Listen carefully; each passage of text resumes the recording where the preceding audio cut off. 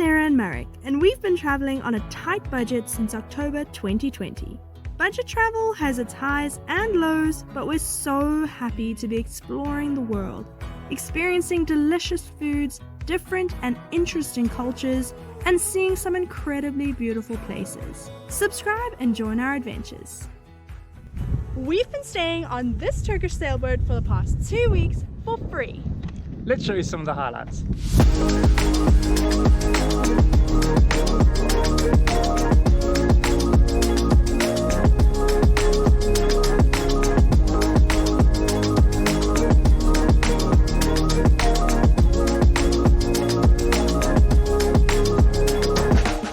Staying in a region called Alapçati in Turkey on a sailboat for the past 2 weeks, and we haven't paid a cent. For those of you who have been following us for a while, you'll know that we use Workaway to travel on a budget, and this is our latest Workaway. So if we're being completely honest with you all, this has been our most difficult video to date, both to plan and to film.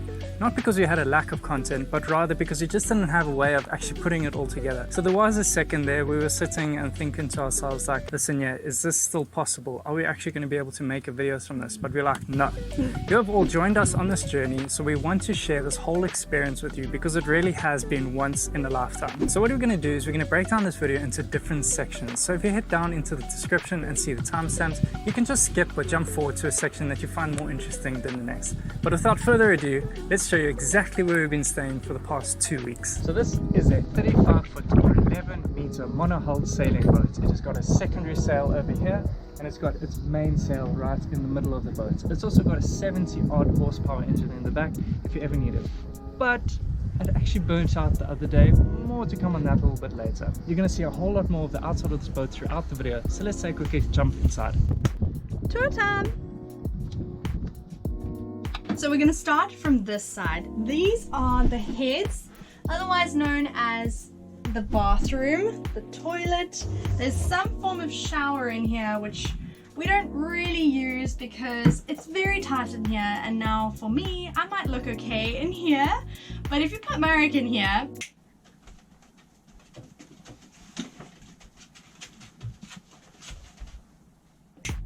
so as you can see, it's pretty tight in here. So it's good for small people, but not big people. Now moving on to the kitchen, otherwise known as the galley. We'll start with this stove / oven, which has a very cool feature. There's a latch back here, and if you release that, what happens is the oven / stove is able to literally rock back and forth. Now the idea with that is when you're sailing and the boat is tipping or heeling from side to side, you're able to keep your cooking sort of level. Now I actually used this the other day while we were sailing, and what I'll say is that the idea is there, but it was still pretty unsteady on there and the pan was sliding around a bit. So we're currently sailing and I'm cooking up some breakfast. This is a first for me. This oven / stove actually moves and sways or pivots with the movement of the boat. Maybe not fast enough to keep up because this pan almost just slid right off. Probably one of the most stressful meals I've ever made. Things are falling. And if we move just to the side over here, this looks like a countertop, but it's really... One second.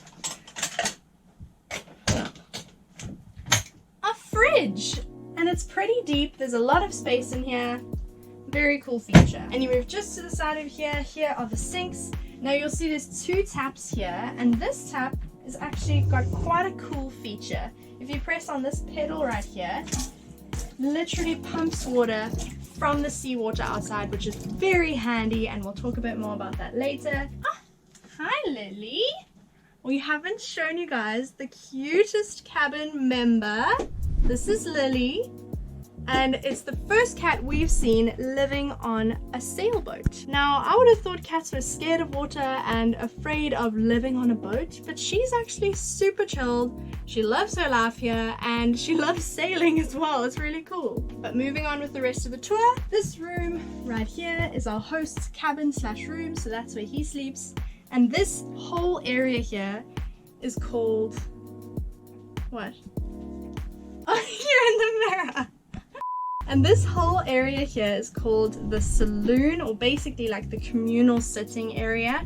And this is probably the most spacious part of the whole boat. So you'll find us here pretty much 90% of the time. We use this table for eating, working, pretty much anything aside from sleeping we'll be doing here or on the outside of the boat. And if we go this way, you'll notice we've got a cable here. This cable is actually connecting us to the electricity on the outside, from the outside of the boat, and we use this when we are in the dock or moored or in the port, whatever you want to call it, when the boat is parked in its spot. Other than that, when we are out at sea sailing, there are solar panels which are used to charge the battery of the boat, and that is how we have power when we sail. And down here we have an external fridge, which is pretty handy when we have electricity. It's nice to use this fridge, which is a little bit stronger than the inbuilt fridge. And now for the squishiest part of the whole boat, our cabin slash room.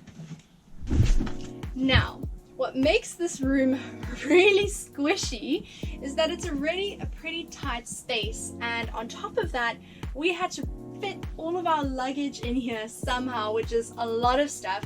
There's loads of stuff all over the floor here. There's stuff piled on the shelf up here, our big massive backpacks on the side here, and the room is also shaped kind of like a pizza slice. So it's wide on this side, but then it goes narrow as you go further in. And it gets really hot in this boat at night, so most nights you actually fall asleep sweating, and this is generally what we look like when we try to fall asleep.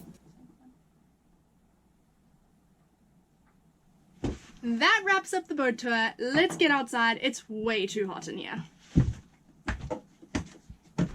It has been such a unique and interesting experience to learn how to sail and to go sailing, but it hasn't always been smooth sailing, and we've actually had some hiccups or things go wrong on one of our trips. So stick around to the end of this video, or later in this video, where we'll be sharing the story of where things went a little bit wrong. So what's pretty cool about this Workaway is that we've actually learned how to sail. And we're not just saying playing around on the boat, we've actually learned how to work the sails, and we've been in control of the boat all by ourselves. And can we just say that sailing is terrifying. It is terrifying. When you're sitting there on the boat, you're cruising at like 20 knots, and the boat is sitting at an angle like that, and you're looking straight down at the water below you. Your stomach sinks. It's just like you start thinking, how can we get to shore the fastest? Having all our laptops packed around, like ready all if of something our had to go. Literally every time we went sailing, I had a little checklist for myself. I made sure my laptop was packed away, all our hard drives, everything was ready. If something had to go wrong, I would just go and pick up the bag and head straight for shore. Living on a sailboat seems like the dream, so romantic. You get to sail wherever you want to go, these blue open waters.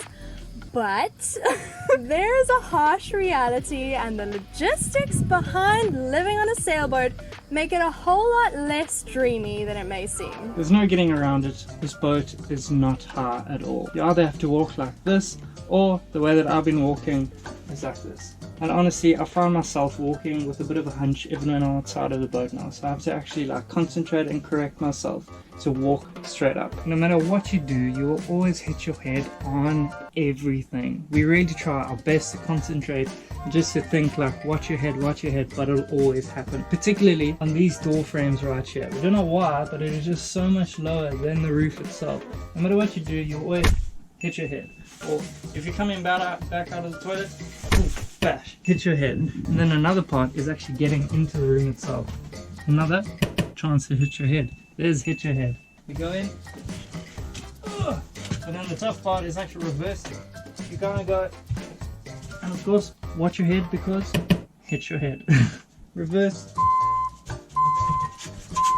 And you're out into your crouch position. This is probably the grossest part about living on this boat. Are you ready for this? This right here is the toilet pump. You heard me right. Pump. Which means we have to pump our own waste away like this. So you use this switch depending on what you want. If you want to put water in, you flick it this way. And then if you want to take water out or your waste out, you flick it this way. right next to the toilet, you may have noticed this fun blue packet. Well, in that packet is all the toilet paper that is used, and you can't flush the toilet paper down the toilet, otherwise it blocks, which has actually happened on a couple of occasions when people come onto the boat and they don't know they shouldn't flush it down. They then block the toilet and everything that's in the tank comes up, and it's actually spilled out of the toilet onto the floor a few times. Sorry for the overshare, guys. It's really, really gross at times. So it's really cool to actually have the stove on board, and we can do all the cooking that we need, but it is a gas stove, which means that it gets crazy hot in here when you're actually doing the cooking. So earlier I showed you guys this nifty tap that pumps seawater from outside, which is really convenient because this boat has a water tank that only holds about 200 liters of water, which may sound like a lot, but it's really not. So most days we end up using seawater to wash the dishes, which means you end up getting a little extra saltiness for everything you eat and drink. So I'm sure you can probably tell it is extremely hot in here. I'm busy sweating while we're filming this, and interestingly enough, this little dinky fan is our only form of air conditioning on board. Anyway, this black pillar that you can see right here is actually connected to the main sail, and on days when it gets incredibly windy, this thing makes quite a noise. So much so that it gets difficult to actually concentrate sometimes. We did quite a big cleanup before we started filming this video today, and one thing that we've noticed is just how quickly this boat gets dirty. You clean and within like 5 minutes there's dirt here, there, everywhere. So this is the shower on board. Now the downsides to using the shower is that you don't want to use soap because it's not good for the soap to go into the seawater. Water, once again, is a really precious commodity on board. And lastly, you can't really shower properly because you're showering in your costume. Luckily, we've had access to a normal shower about 3 times during our 2-week stay here.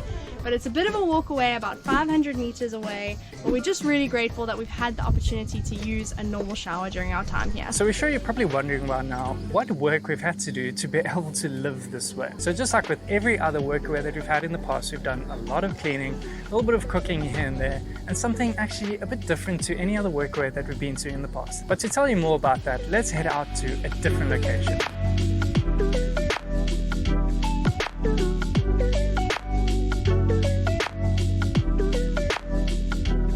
So when we arrived, we actually found out that Alachati is one of the windiest places in all of Turkey, which naturally means that it is both the windsurfing and kite surfing capital of Turkey. Now when we found this out, we were like, yes, this is amazing. How cool would it be to make a video about our experience trying to learn how to do either kite surfing or windsurfing? But together with that, we also found out that Alachati is one of the most expensive regions in all of Turkey as well, which meant that it is 50 euros to do a lesson of either kite surfing or windsurfing. And you actually have to do 3 lessons before you can do either activity successfully. So we put that idea to the back burner. We are still really keen to do it someday, but we just won't be doing it here. So why have we rocked up at a random beach? Well, this is actually where we've been able to shower a couple times during our time here, and this is where we've been doing a little bit of work as well, because our host needed our help with filming and social media, and he has a partnership with one of the windsurfing schools here. So naturally, we've been coming and doing a little bit of filming here, and the one day we actually strapped the GoPro onto a windsurfing sail and got some really cool footage of a guy windsurfing.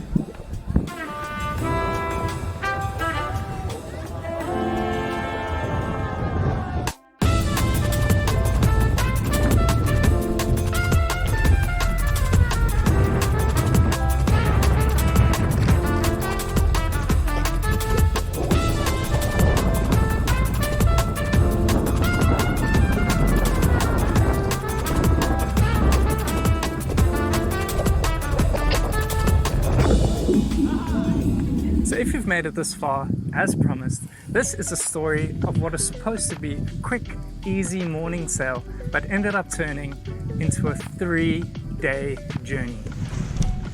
This is another side of sailing that we haven't experienced much since our time here, but there's not much wind today. It's really calm. We're only moving at about 3 knots, and we're actively having to try not to fall asleep and nap because it's so relaxing to sail today. And an interesting thing is if we look just over there, we can actually see Greece.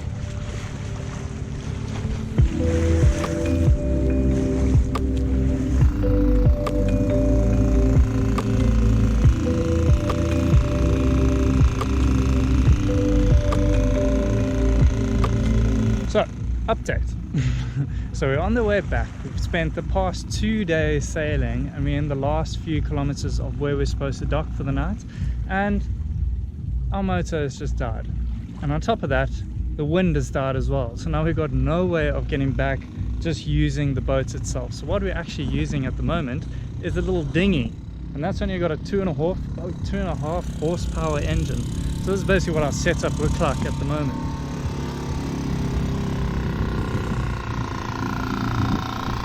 We've got the little dinghy at the back of the boat, busy pushing it. And as you can see, we're actually nowhere near land at the moment. And that little 2.5 horsepower engine is having to get us back home safely.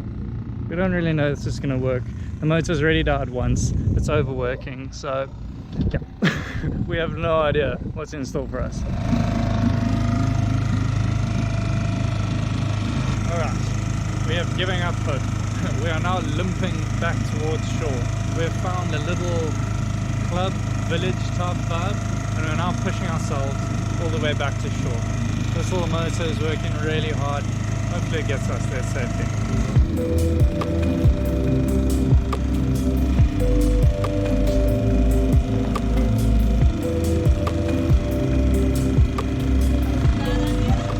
Although this little sailing trip hasn't really turned out the way that we wanted it to, there are plenty of worse places to break down in the world. I mean, just look at this view.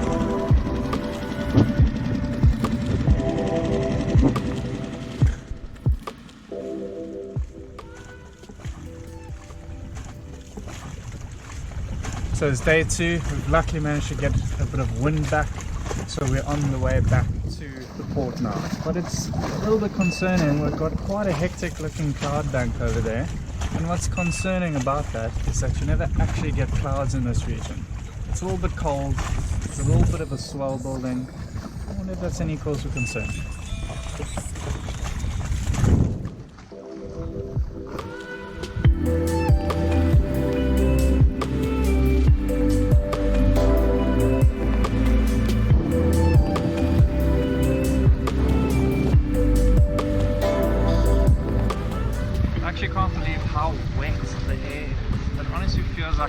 Both of my hands into the sea.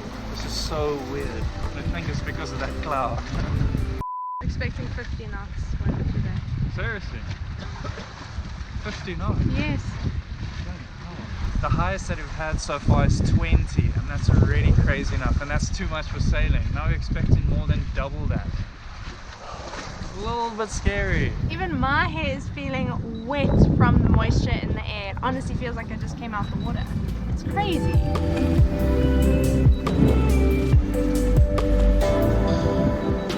We're just catching sight of our port now, and we're so happy to be coming back to land because we weren't intending to be out this long. It's been like 3 days. We actually wanted to go to the shops like 2 days ago, so it'll be good to get back to land, get some supplies, and just feel the ground again.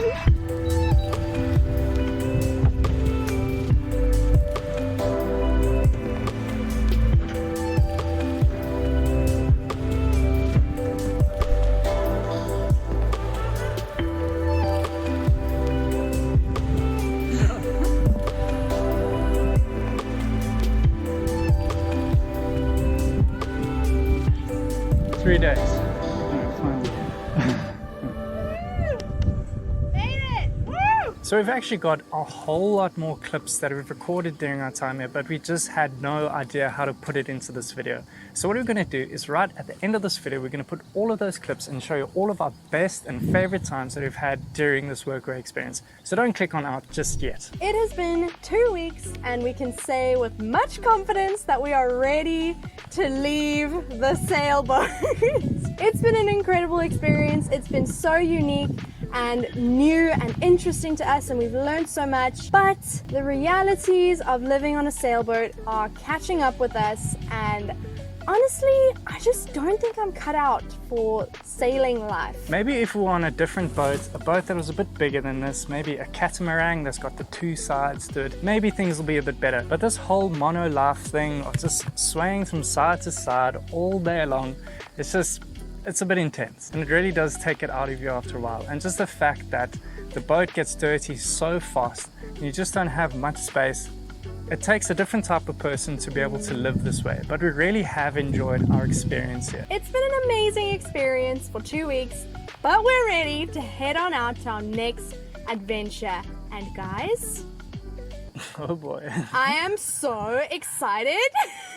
I'm like bursting at the seams because we have very exciting things lined up for the next couple of weeks. This is the first time that all of our hard work and the massive amount of support that all of you have been giving us is paying dividends, and we are going on some amazing experiences, like bucket list type experiences that we honestly never thought we would ever have the opportunity to do. And we just want to thank you so much for helping us get to this point. So stay tuned, subscribe if you haven't already, let us know in the comments if you are cut out for sailing life and if you would want to spend 2 weeks on a sailboat after everything we've shown you in this video. And please do leave this video a big thumbs up, it helps us out a lot. And we'll see you guys back this coming Tuesday.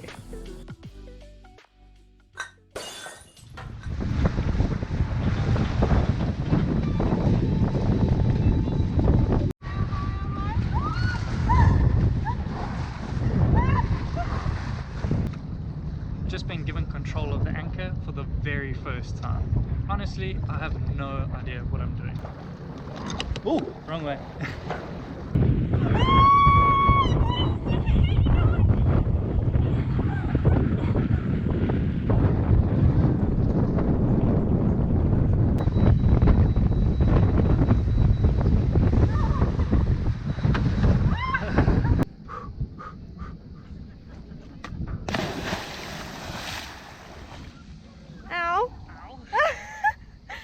Really painful. Ooh. Oh. But you're going to see a whole lot more of the outside of this boat throughout the video. So let's take a quick jump inside. Wow. So it's really cool that we've actually been able to play around on this dinghy as much as you would like. And fun fact, I've actually never driven one of these things before, so it's been really cool to learn through this way. Oh. Do you think it's running out of fuel? I should have just done it anyway. So we're sure you're probably wondering by now, just what exactly worked? So we're sure you're probably wondering by now, what work have we had to be doing? What? So we're sure you're probably wondering around.